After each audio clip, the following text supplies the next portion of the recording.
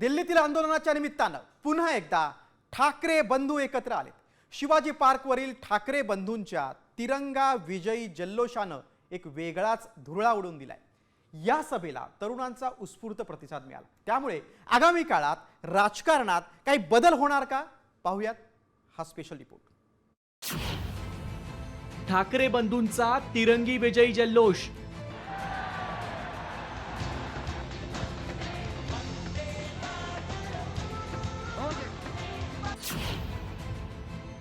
Shivaji park परिसरात विजयी सभा।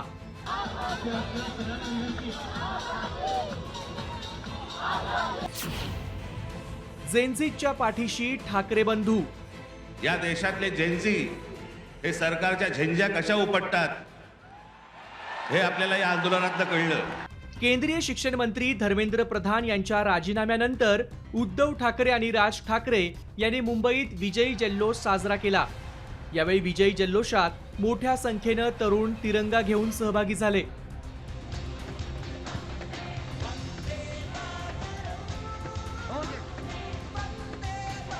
विशेष म्हणजे ठाकरे बंधूंच्या विजयी सभेत तरुणांनी आणलेल्या उपहासात्मक पोस्टर्सनी सर्वांचंच लक्ष वेधलं। अनोख्या पद्धतीनं बॅनरबाजी करत तरुणांनी केंद्र सरकारला लक्ष केलं। एवढंच नाही तर ठाकरे बंधू सभेसाठी स्टेजवरती गेलेले असताना शर्मिला ठाकरे आणि रश्मी ठाकरे यांनी शिवतीर्थावरून आपली उपस्थिती दर्शवली। त्यांनी सभेसाठी जमलेल्या तरुणांचा गॅलरीमधून हात दाखवून उत्साह वाढवला।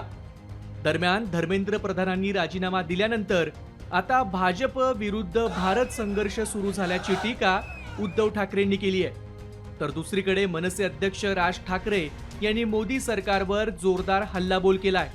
तसं पाहिलं तर आज कोणतीही निवडणूक कोणी जिंकलेली नाही,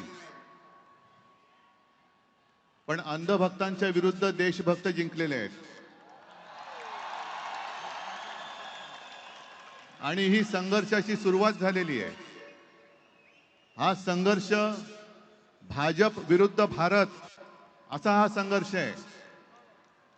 आणि या संघर्षामध्ये आपण सर्वजण जात पात धर्म पक्ष विसरून होय मी भारतीय आहे, मी देशभक्त आहे या एकाच भावनेने सहभागी झालात। आणि मी कालच म्हटलेलं आहे की एका झुरळाने हुकुमशहाला नमवलेलं आहे। तुम्ही जे आंदोलन अख्ख्या देशभर पेटवलं आणि पेटवलेल्या ज्या आंदोलनाला यश आलं, या देशातले जेनझी हे सरकारच्या झंझ्या कशा उपटतात हे आपल्याला या आंदोलनातनं कळलं। दिल्लीतील विद्यार्थ्यांच्या आंदोलनाच्या निमित्तानं दोन्ही ठाकरे दुसऱ्यांदा एकत्र दिसले।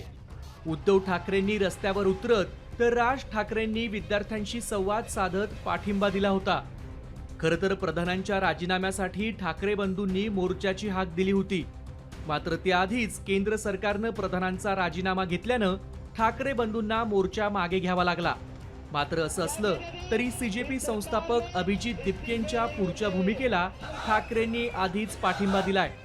ठाकरे बंधूंच्या आजच्या तिरंगा विजयी जल्लोषात हजारोंच्या संख्येनं तरुणांनी सहभाग नोंदवला। त्यामुळे आगामी काळातही ठाकरे नावाची क्रेज जेनझीज मध्ये कायम राहणार का हे पाहणं महत्त्वाचं ठरणार आहे। ब्युरो रिपोर्ट, साम टीव्ही न्यूज। साम टीव्ही मी नेहमी पाहतो, त्यावर दाखवलेल्या बातम्या रिलेट करतात।